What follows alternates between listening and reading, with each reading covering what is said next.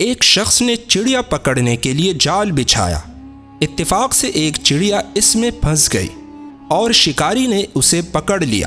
چڑیا نے اس سے کہا، اے انسان، تم نے کئی ہرن اور بکرے اور مرغ وغیرہ کھائے ہیں، ان چیزوں کے مقابلے میں میری کیا حیثیت ہے؟ ذرا سا گوشت میرے جسم میں ہے، اس سے تمہارا کیا بنے گا؟ تمہارا تو پیٹ بھی نہیں بھرے گا۔ لیکن اگر تم مجھے آزاد کر دو تو میں تمہیں 3 نصیحتیں کروں گی جن پر عمل کرنا تمہارے لیے بہت مفید ہوگا۔ ان میں سے ایک نصیحت تو میں ابھی کروں گی، جبکہ دوسری اس وقت جب تم مجھے چھوڑ دو گے اور میں دیوار پر جا بیٹھوں گی۔ اس کے بعد تیسری اور آخری نصیحت اس وقت کروں گی جب دیوار سے اڑ کر سامنے درخت کی شاخ پر جا بیٹھوں گی۔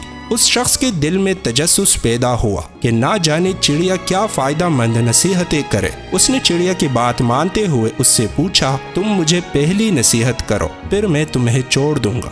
چنانچہ چڑیا نے کہا، میری پہلی نصیحت یہ ہے کہ جو بات کبھی نہیں ہو سکتی اس کا یقین مت کرنا۔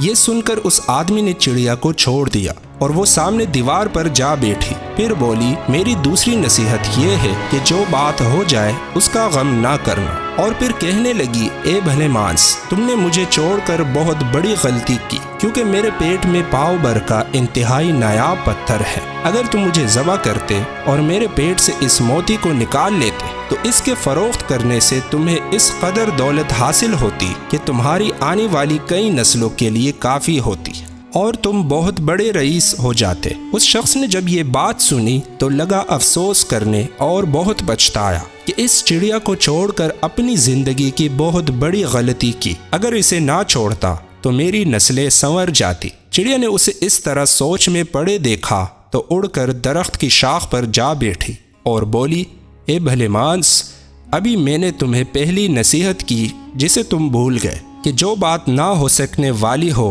اس کا ہرگز یقین نہ کرنا، لیکن تم نے میری اس بات کا اعتبار کر لیا کہ میں چھٹاک بھر وزن رکھنے والی چڑیا اپنے پیٹ میں پاؤ وزن کا موتی رکھتی ہوں۔ کیا یہ ممکن ہے؟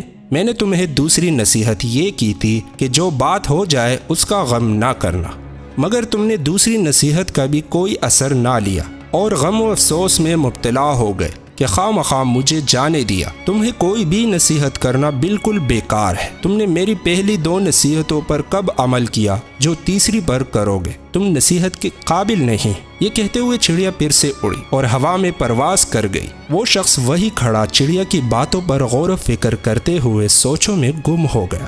ناظرین گرامی، وہ لوگ خوش نصیب ہوتے ہیں جنہیں کوئی نصیحت کرنے والا ہو۔ ہم اکثر خود کو عقل کل سمجھتے ہوئے اپنے مخلص ساتھیوں اور بزرگوں کی نصیحتوں پر کان نہیں دھرتے اور اس میں نقصان ہمارا ہی ہوتا ہے۔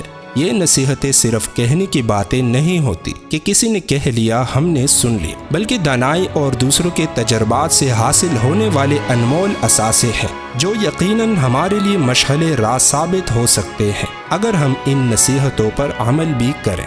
محترم ناظرین، ویڈیو کو لائک اور شیئر ضرور کیجیے اور کمنٹ باکس میں ہمیں اپنی قیمتی رائے سے ضرور آگاہ کیجیے۔ اگلی ویڈیو تک ہمیں اجازت دیجیے۔ اپنا دوستوں اور رشتہ داروں کا خیال رکھیں۔ اللہ حافظ۔